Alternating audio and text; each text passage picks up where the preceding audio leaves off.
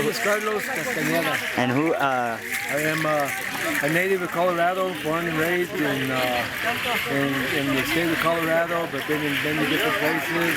Born in Delta, Colorado, grew up in Rocky Ford, and been here now for about 32 years.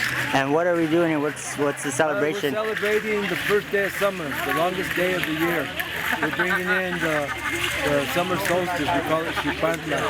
And what we're doing is we're praying for rain, and this time of season we start working on our crops, the crops that feed us. So we pray for this rain that it will be plentiful for our gardens, our fields, whatever we have growing there, so we can feed our children with the good food that comes out of that.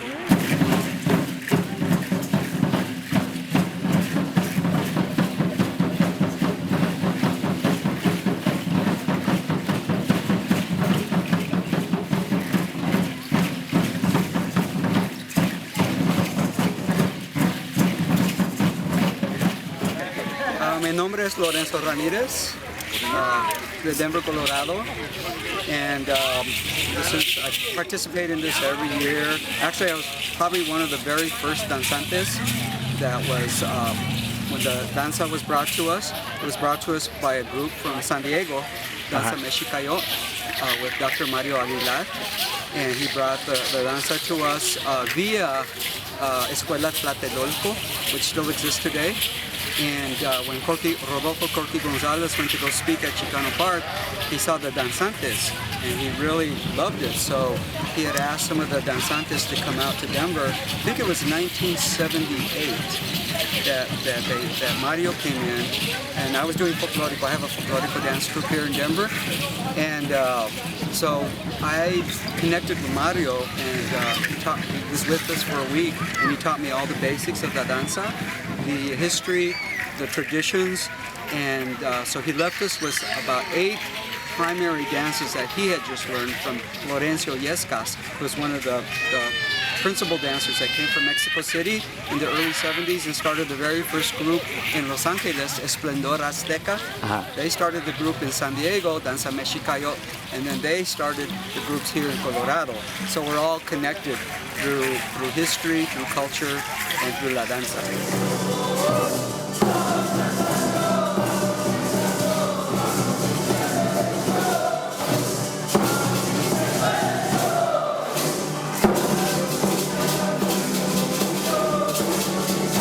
This is now the 35th year of Xupantla. We started in 1980, and we used to hold it in West Denver, the park called Sloan's Lake, and then we moved it to a park in the dead west side called Sunken Gardens. And now we've been here at the Plaza de la Raza for probably about 12 years now.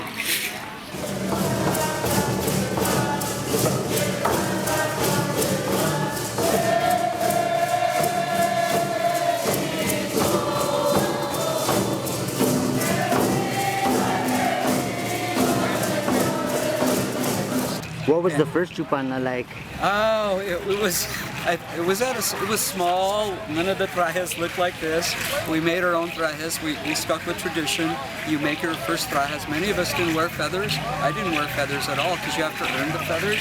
And we started learning about the ceremonies. We didn't know a lot about them. It was just bits and pieces. But throughout the years, with our elders coming in from Mexico, and all of us that travel back and forth to ceremonias, we learn more and more, so the ceremonies have become more complete. So the first ones were very, very just getting together, and we were younger, so we would dance from sunrise to sunset. We don't do that anymore. But we do, it's also kind of a sacrifice, because like I say, a lot of the dancers stayed up all night, so they're tired. But the drumming, the circle, all the different instruments that awaken our senses, the ayayotes, everything brings all that energy to the center that helps us get through the ceremonias.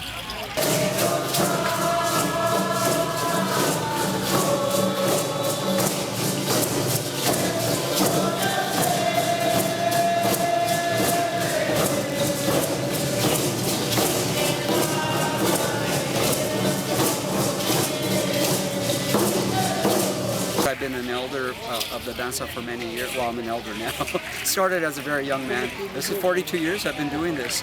And it's just a wonderful tradition of connecting us with our indigenous roots of who we really are and killing away that mask that society puts on us. So this is one way of reconnecting and also reconnecting with our brothers and sisters from Mexico that are here and that live across the border that we didn't create.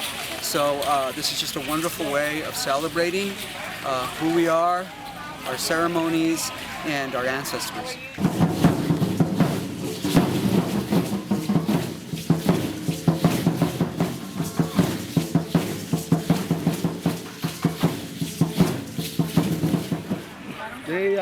They have this, there's a lot of history here in this park.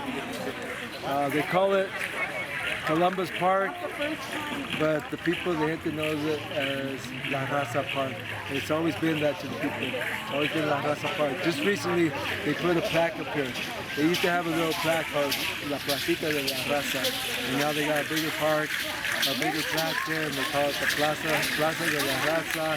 Has a little bit of the struggle that the people in the neighborhood have done to try to keep this. And then below it, it's Que Viva la Raza.